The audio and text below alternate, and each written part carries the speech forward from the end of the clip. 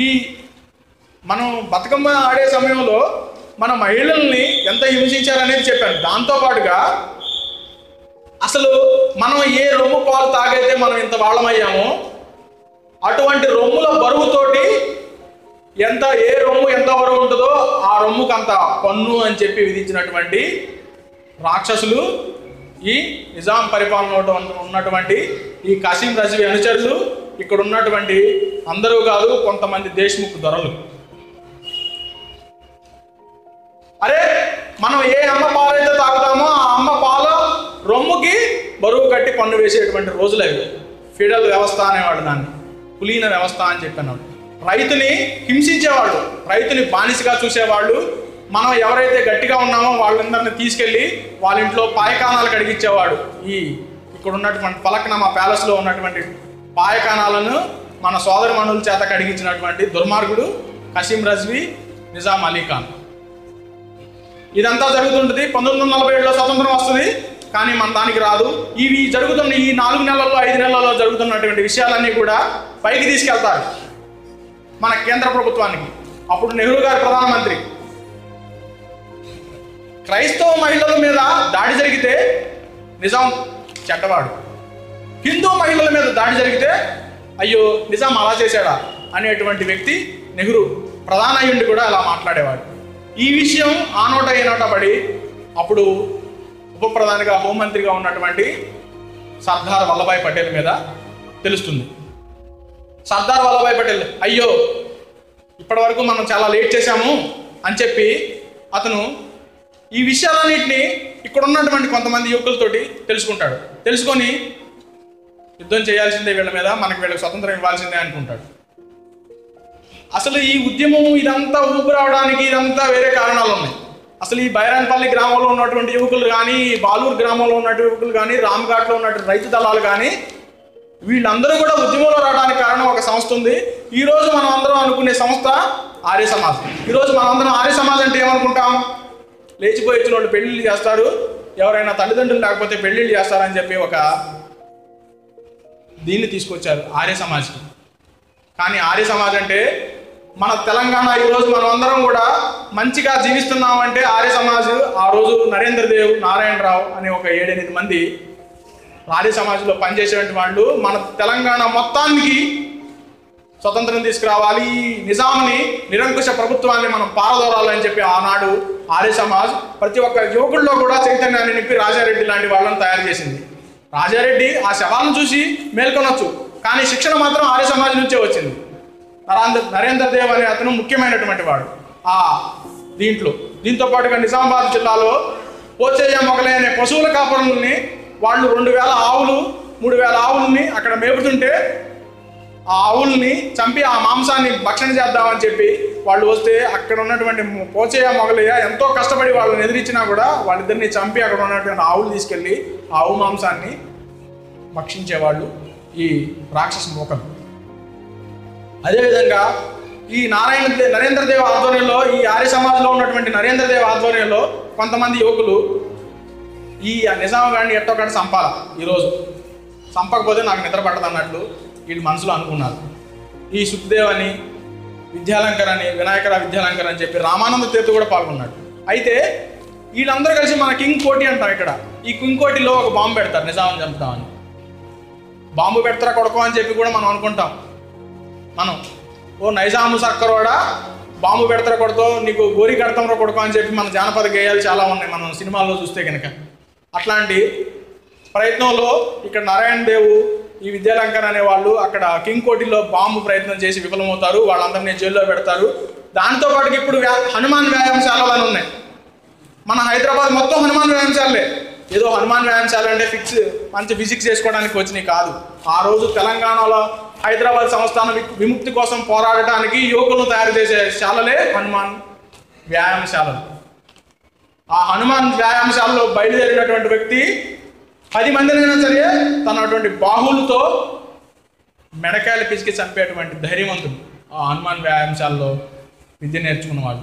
అదేవిధంగా కేశవ స్మారక సమితి, తర్వాత వివేకవర్ధిని పేరుతో యువకులను జాగరణ చేయడం జరిగేది. ఈ ఆర్య సమాజ్ వాళ్ళు ఇలా చేస్తూ చేస్తూ ఆర్య సమాజ్ మన యావత్ తెలంగాణ మొత్తానికి కూడా ఒక ఉద్యమ రూపాన్ని తీసుకొచ్చింది ఆర్య సమాజ్. ఆర్య సమాజ్ అంటే తమ్ముళ్ళు ఎక్కడ అనుకోవద్దు, పెళ్ళిళ్ళు చేస్తుంది లేచిపోయి వచ్చిన వాళ్ళకి ఇట్లా కాకుండా కేవలం మన తెలంగాణ విముక్తి ఈరోజు మనం అందరం ఇలా కూర్చొని ఒక మంచి కథ వింటున్నామంటే కేవలం అది ఆర్య సమాజ్ వల్లనే జరిగింది. ఆర్య సమాజ్లో మొత్తం ఎక్కడెక్కడ మనం పాయకానాలు తొడవడానికి తీసుకెళ్ళి వాళ్ళందరినీ మతం మార్చేశాడు ఈ రజ్వీ. ఉంటే అల్లా మతం తీసుకో, లేదంటే చావు, ఆదాబను, లేదంటే చచ్చిపో.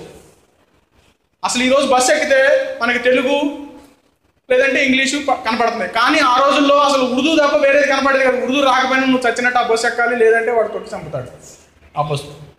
అట్లాంటి పరిస్థితి 1946-45.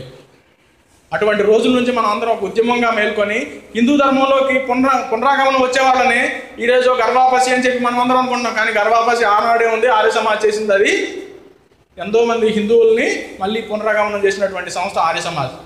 దయచేసి ఎక్కడ అనుకోవద్దు ఆర్య సమాజ్ని చిన్న చూపు చూడదు. ఆర్య సమాజ్ మన విముక్తి కోసం పోరాడినటువంటి సంస్థ. అదేవిధంగా మనం అందరం రోజు పాడుకుంటాం పాటలు తెలంగాణ గురించి. వీర తెలంగాణమా, కోట్లాది ప్రాణమా, లేదంటే ఇంకా నా తెలంగాణ కోటి రత్నాల వీణ. ప్రతి ఒక్కడు అంటాడు నా తెలంగాణ కోటి రత్నాల వీణ, నా తెలంగాణ కోటి రత్నాల కింద ఇంకా చాలా ఉంది. దాని ముందు పాట మాట్లాడడం మానేసి దాని తర్వాత ఉన్న పాట మాత్రమే, ఆ చివరి 2 లైన్లు మాత్రమే పాడుతున్నారు. అది రాసింది దాశరథి. ఓ నిజాము పిశాచమా కానరాడు, నిన్ను పోలిన రాజు మాకెందును, తీగలను తెప్పి అగ్నిలో దింపినారు, నా తెలంగాణ కోటి రత్నాల వీణ అని చెప్పి ఆనాడు దాశరథి రాసినాడు. ఈ ఆర్య సమాజ ఉద్యమానికి దాశరథి లాంటి వాళ్ళు ఒక ఊపునిచ్చారు, ఒక ఉద్యమాన్ని తీసుకొచ్చారు. అటువంటి సందర్భంలోనే పటేల్ గారికి తెలిసింది. పటేల్ గారు కొంతమంది సైన్యంతో దిగడం జరిగింది. ఈరోజు మనం నిన్న కాక మొన్న పేపర్లో చూసిన సర్జికల్ స్ట్రైక్ అని. అదేవిధంగా ఆపరేషన్ పోలో అనే పేరుతో 4 దిక్కులుగా హైదరాబాద్ సంస్థానానికి వచ్చాడు. 4 దిక్కుల హైదరాబాద్ మొత్తాన్ని ముట్టడించాడు. చెప్పాడు, అంతకుముందు వర్తమానాలు పంపాడు, సార్ మీ హిందువులు చాలామంది ఉన్నారు సార్, చచ్చిపోతారు మా చేతుల్లో అని చెప్పారు. ఒరే భాయ్, అప్పుడు పటేల్ గారు ఇలా సంబంధాన్ని చెప్పారు, ఈ కాసిం రాజీకి 2 పిల్లలు ఉండొచ్చు, కానీ గల్లీ గల్లీకో పిల్లం ఉందంట మీ నిజాంకి, వాళ్ళ పిల్లలందరూ ఏమవుతారో ఒకసారి ఆలోచించుకోమని చెప్పాడు సర్దార్ వల్లభాయ్ పటేల్. అది కాన్ఫిడెన్స్. మాకైతే ఒకటే భార్య ఉంటుంది, ఒకటే పిల్లడు ఉంటాడు, కానీ నీకు 10 మంది పిల్లలు 10 మంది పిల్లలు ఉంటారు, వాళ్ళందరినీ జాగ్రత్తగా ఉండమని చెప్పి ఈ వల్లభాయ్ పటేల్ చెప్తున్నాడని చెప్పి హెచ్చరిస్తాడు. వినరు. వినకపోయేసరికి దిగుతాడు. దిగుతున్న విషయం తెలిసింది ముందే. ఎక్కడో ఉన్నటువంటి ప్యాలెస్లో ఉన్నటువంటి ఆ దుర్మార్గుడు నిజాంకు తెలిసిన వెంటనే ఫోన్ చేస్తాడు.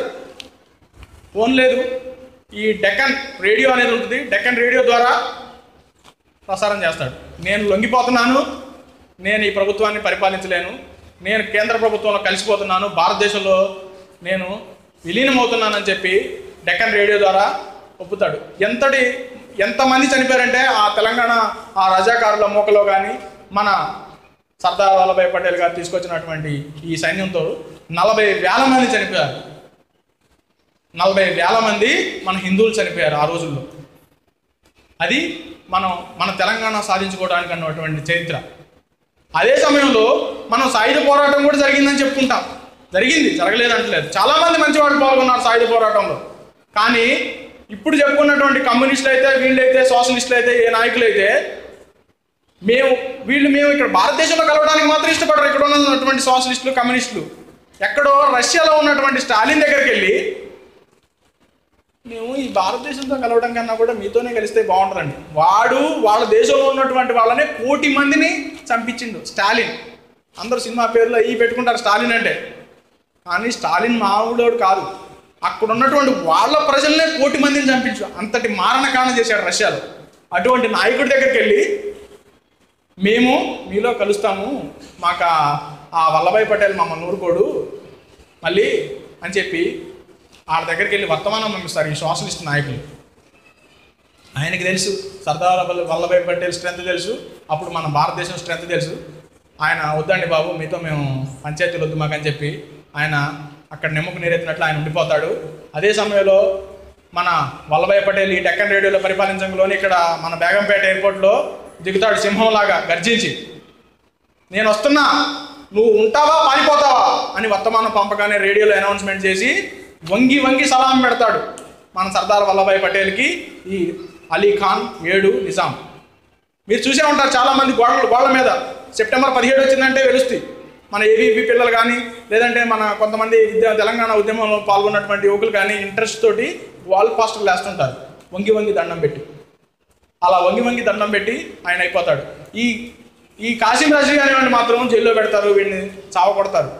వాడు సెప్టెంబర్ 17 1947 సెప్టెంబర్ 13 నుంచి 1947 సెప్టెంబర్ 17 వరకు 4 రోజులు పోరాడతారు మన సైనికులు. మన కేంద్ర బలగాలు వచ్చి ఇక్కడ 4 రోజులు పోరాడితే కానీ అతను ఒప్పుకోలేదు. ఏది ఫైనల్గా ఎప్పుడు ఒప్పుకున్నాడు? మన వల్లభాయ్ పటేల్ దిగుతున్న సమయంలో ఒప్పుకున్నాడు, కానీ అంతకుముందు ఒప్పుకోలేదు. ఎక్కడికక్కడ చీల్చి చెండాడతారు మన సైనికులు. చివరిగా గత్యంతరం లేక లొంగిపోయి మోకరెళ్తాడు మన వల్లభాయ్ పటేల్ ముందు ఈ నిజాం. సరే అని చెప్పి ప్రధానమంత్రి అప్పుడు నెహ్రూ నిజాం వదిలేయబ్బా అని చెప్పి రిక్వెస్ట్ చేయాల్సిన పరిస్థితి హోమ్ మినిస్టర్ గారికి. మన వల్లభాయ్ పటేల్కి ఉక్కు మనిషి వల్లభాయ్ పటేల్ని రిక్వెస్ట్ చేశాడు, పోనీ అబ్బా ఎందుకులే నిజాం ఇప్పుడు దాకా. నిజాం ఎంత డబ్బు సంపాదించాడంటే ప్రపంచంలో ఉన్న ధనవంతుల్లో ఒక ధనవంతుడు. అదంతా వాడి డబ్బు కాదు, మన డబ్బు దోచుకెళ్ళాడు. ఈరోజు కూడా ఉంది స్విస్ బ్యాంకుల్లో. మన డబ్బు స్విస్ బ్యాంకుల్లో నిజాం పేరత ఇంకా ఉంది. ఈ ప్యాలెస్ ఏదో వాడు సంపాదించి కట్టింది కాదు, మనందరి దగ్గర మన అమ్మ రొమ్ముల మీద వేసినటువంటి పన్నుతో కట్టినటువంటి ఇది ఆ ఫలక్నామా ప్యాలెస్. మనం మర్చిపోవద్దు, ఏనాడైనా సరే అది మనదే, వాళ్ళది కాదు. మనం అందరం కూడా మన తెలంగాణ చరిత్ర తెలుసుకోవాలి. అయితే ఈ 1947 సెప్టెంబర్ 17న ఈ లొంగిపోతాడు. మన తెలంగాణ ప్రజలందరికీ కూడా ఒక ఆనందం కలుగుతుంది. దీపావళి మనం బతుకమ్మతో పాటు దీపావళిగా ఆ రోజు జరుపుకోవడం జరుగుతుంది. సెప్టెంబర్ 17న మనకందరికీ స్వతంత్రం వచ్చింది అని చెప్పి ఒకళ్ళకొకళ్ళు స్వీట్లు పంచుకుంటారు. చెప్పాను కదా, కొంతమంది అజ్ఞాతంగా మిగిలిపోయిన వాళ్ళని. ఆ అజ్ఞాతంగా మిగిలిపోయిన వాళ్ళే రాజారెడ్డి కానీ, దుర్గారెడ్డి కానీ, విద్యాలంకర్ కానీ, ఈ నరేంద్రదేవ్ కానీ, సుమారు ఇలా ఒక 500-600 మంది.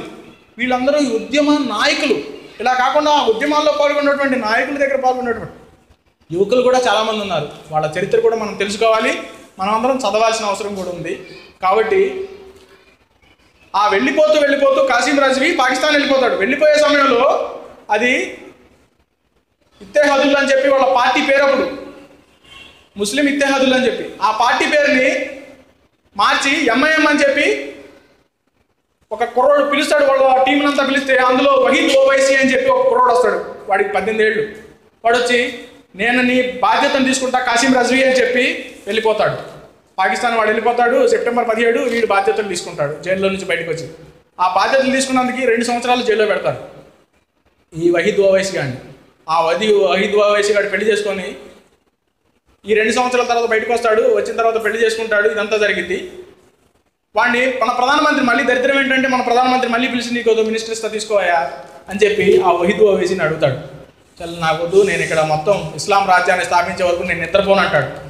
ఆ ఇస్లాం రాజ్యం స్థాపించే వరకు నిద్రపోను అని చెప్పిన వాడి కొడుకే సలావుద్దీన్ ఓవైసీ. ఆ సలావుద్దీన్ ఓవైసీ కొడుకులే ఈ అక్బరుద్దీన్ ఓవైసీ, అసదుద్దీన్ ఓవైసీ. మన రాష్ట్రంలో మన హైదరాబాద్లో రాక్షస మొక్కల కొడుకులు వీళ్ళంతా. ఈ అసదుద్దీన్ ఓవైసీ కానీ అక్బరుద్దీన్ ఓవైసీ వాళ్ళ పరిపాలన ఇంకా సాగుతూనే ఉంది మన రాష్ట్రంలో. వాళ్ళు రజాకారుల కొడుకులని మన విషయం మాత్రం మనం గుర్తుపెట్టుకోవాలి. అదేవిధంగా ఈ రజాకారుల యొక్క ఆగడాలని ఆపడానికి ఏ విధంగా అయితే మన ఆర్య సమాజ్, ఏ విధంగా అయితే వివేకవర్ధిని, ఏ విధంగా అయితే కేశవ స్మారక సమితులు, ఏ విధంగా అయితే మన నరేంద్రదేవ్ వీళ్ళందరూ పాల్గొన్నారో ఇదంతా సంఘటన వల్లనే వాళ్ళందరూ తరిమి కొట్టడం జరిగింది. సంఘటన ఉన్నందు శక్తి కలదు నేడు, సంఘటన లేక జాతి నిలవదు ఎప్పుడు. సంఘ వాక్కు చూడ శాస్త్రవాక్కు భవ్య సుగుణశీల భర్త బాల అని చెప్పి